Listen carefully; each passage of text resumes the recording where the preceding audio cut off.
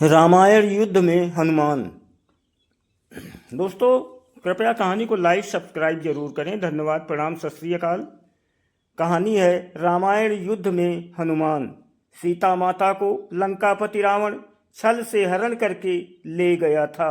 सीता जी को खोजते हुए दोनों भ्राता ऋष्यमुख पर्वत के समीप पहुंच गए थे, जहां सुग्रीव अपने अनुयायियों के साथ अपने ज्येष्ठ भ्राता बाली से छिपकर रहता था।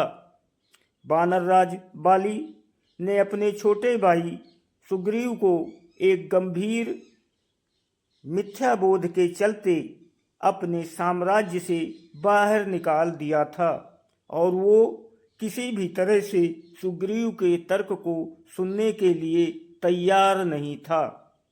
साथ ही बाली ने सुग्रीव की पत्नी को भी अपने पास बलपूर्वक रखा हुआ था।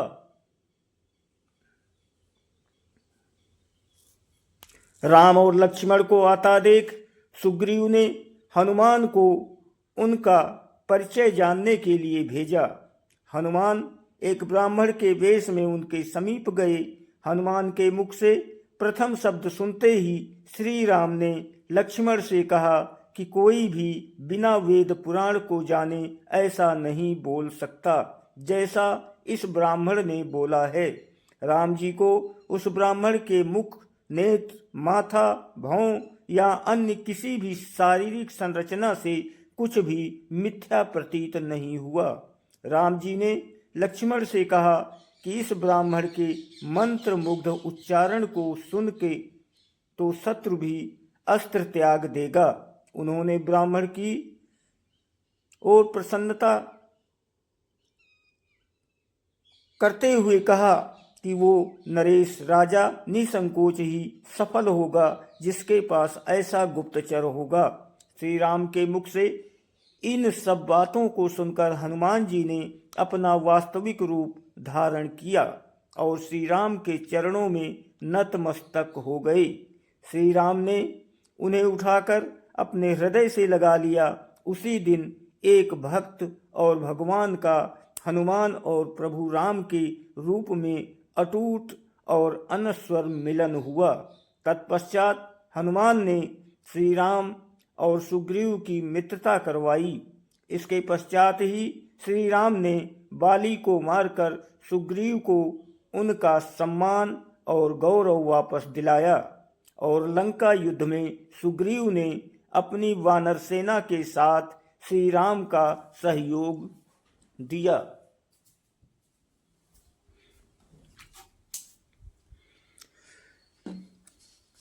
सीता माता की खोज में वानरों का एक दल दक्षिण तट पे पहुंच गया, मगर इतने विशाल सागर को लांघने का साहस किसी में भी नहीं था। स्वयं हनुमान भी बहुत चिंतित थे कि कैसे इस समस्या का समाधान निकाला जाए। उसी समय जामवंत और बाकी अन्य बानरों ने हनुमान को उनकी अद्भुत शक्तियों का स्मरण कराया। अपनी शक्तियों का स्मरण होते ही हनुमान ने अपना रूप विस्तार किया और पवन वेग से सागर को उड़कर पार करने लगे।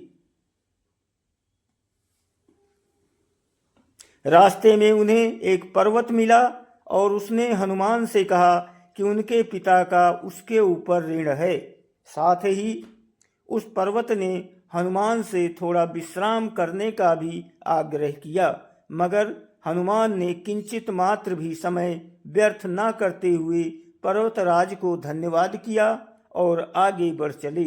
आगे चलकर उन्हें एक राक्षसी मिली जिसने कि उन्हें अपने लांघने की चुनौती दी। परिणाम स्वरूप हनुमान राक्षसी की चुनौती को स्वीकार किया और बड़ी ही चतुराई से अति लघु रूप धारण करके राक्षसी के मुख में प्रवेश करके बाहर आ गए। अंत में उस राक्षसी ने संकोच पूर्वक ये स्वीकार किया कि वो उनकी बुद्धिमत्ता की परीक्षा ले रही थी।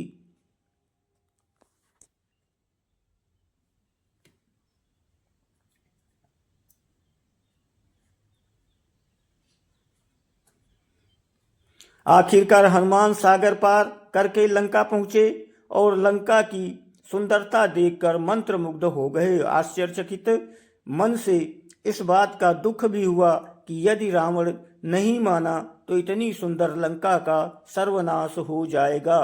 तत्पश्चात हनुमान ने अशोक वाटिका में सीता जी को देखा और उनको अपना परिचय बताया। साथ ही उन्होंने माता सीता को सांत्वना दी और साथ ही वापस प्रभु श्री राम के पास साथ चलने का आग्रह भी किया, मगर माता सीता ने ये कहकर अस्वीकार कर दिया कि ऐसा होने पर श्री राम के पुरुषार्थ को ठेस पहुंचेगी। हनुमान ने माता सीता को प्रभु श्री राम के संदेश का ऐसे वर्णन किया जैसे कोई महान ज्ञानी लोगों को ईश्वर की महानता के बारे में बताता है। माता सीता से मिलने के पश्चात हनुमान प्रतिशोध लेने के लिए लंका को तहस नहस करने लगे। उनको बंदी बनाने के लिए रावण पुत्र मेघनाथ, इंद्रजीत जिसे कहते हैं, ने ब्रह्मास्त्र का प्रयोग किया। ब्रह्मा जी का सम्मान करते हुए हनुमान ने स्वयं को ब्रह्मास्त्र के बंधन में बंधने दिया। साथ ही उन्होंने विचार किया कि इस अवसर का लाभ उठाकर वो लंका के विख्यात रावण से मिल भी लेंगे और उसकी शक्ति का अनुमान भी लगा लेंगे।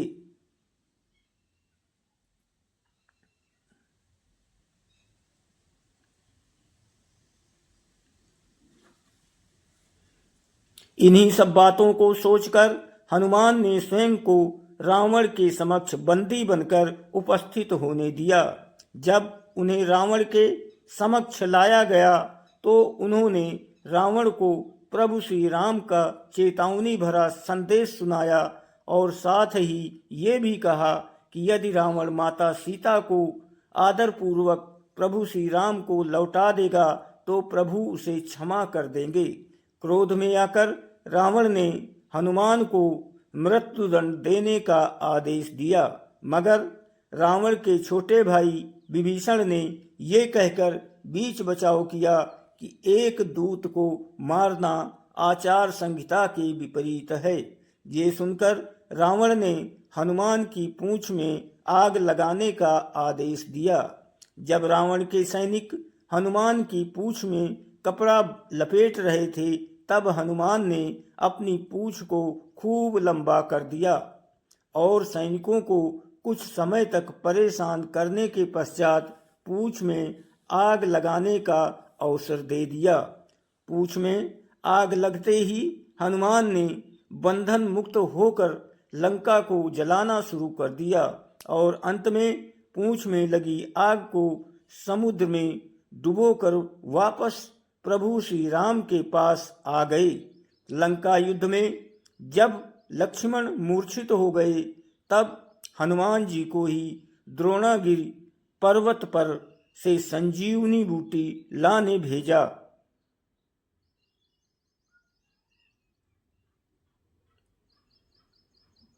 मगर वो बूटी को भली भांति पहचान नहीं पाए और पुनः अपने पराक्रम का परिचय देते हुए वो पूरा द्रोणागिरि पर्वत ही रणभूमि में उठा लाए और परिणाम स्वरूप लक्ष्मण के प्राण की रक्षा की।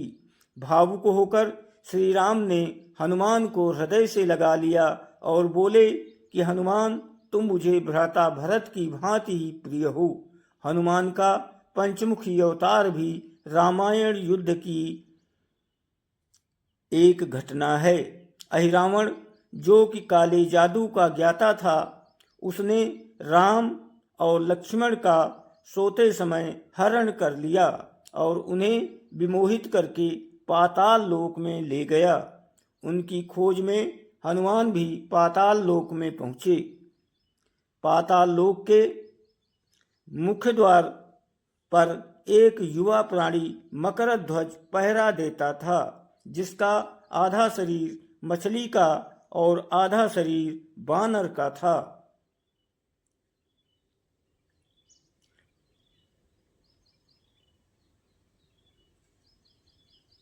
मकरध्वज के जन्म की कथा भी बहुत रोचक है। यद्यपि हनुमान ब्रह्मचारी थे, मगर मकरध्वज उनका ही पुत्र था।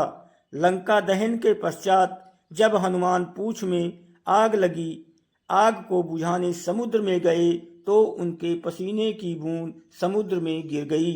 उस बूंद को एक मछली ने पी लिया और वो गर्भवती हो गई।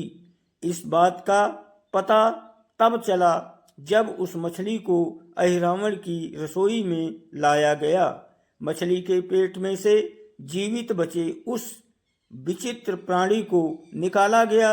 अहिरावण ने उसे पाल कर बड़ा किया और उसे पातालपुरी के द्वार का रक्षक बना दिया।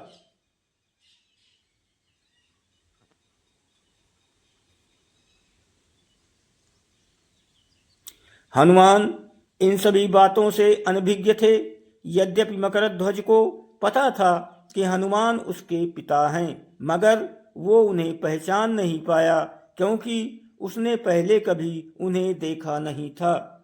जब हनुमान ने अपना परिचय दिया तो वो जान गया कि ये मेरे पिता हैं, मगर फिर भी उसने हनुमान के साथ युद्ध करने का निश्चय किया, क्योंकि पातालपुरी के द्वार की रक्षा करना उसका प्रथम कर्तव्य था। हनुमान ने बड़ी आसानी से उसे अपने अधीन कर लिया और पातालपुरी के मुख्य द्वार पर बांध दिया। पातालपुरी में प्रवेश करने के पश्चात हनुमान ने पता लगा लिया कि अहिरावण का वध करने के लिए उन्हें 5 दीपकों को एक साथ बुझाना होगा। अतः उन्होंने पंचमुखी अवतार यानी श्री वाराह, श्री गरुड़, श्री हयग्रीव और स्वयं का रूप धारण किया और एक साथ में 5 दीपकों को बुझाकर अहिरावण का अंत किया। अहिरावण का वध होने के पश्चात हनुमान ने श्री राम के आदेशानुसार मकरध्वज को पाताल का नरेश बना दिया।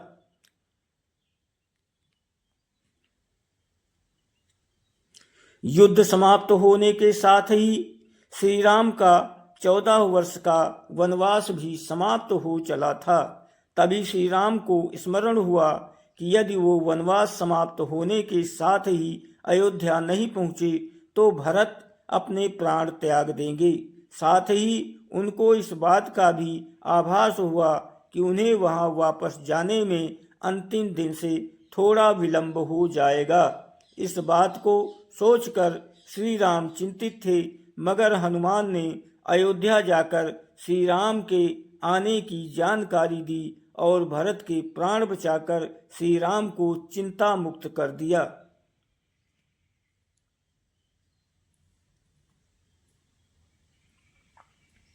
अयोध्या में राज्याभिषेक होने के बाद प्रभु श्री राम ने उन सभी को सम्मानित करने का निर्णय लिया जिन्होंने लंका युद्ध में रावण को पराजित करने में उनकी सहायता की थी। उनकी सभा में एक भव्य समारोह का आयोजन किया गया, जिसमें पूरी वानर सेना को उपहार देकर सम्मानित किया गया। हनुमान को भी उपहार लेने के लिए बुलाया गया। हनुमान मंच पर गए, मगर उन्हें उपहार की कोई जिज्ञासा नहीं थी। हनुमान को ऊपर आता देखकर भावना से अभिलुप्त श्री राम ने उन्हें गले लगा लिया और कहा कि हनुमान ने अपनी निश्चल सेवा और पराक्रम से जो योगदान दिया है, उसके बदले में ऐसा कोई उपहार नहीं है जो उनको दिया जा सके। दोस्तों, आप सभी से निवेदन है, कृपया कहानी को लाइक और सब्सक्राइब जरूर करें। धन्यवाद, प्रणाम, सत श्री अकाल। प्लीज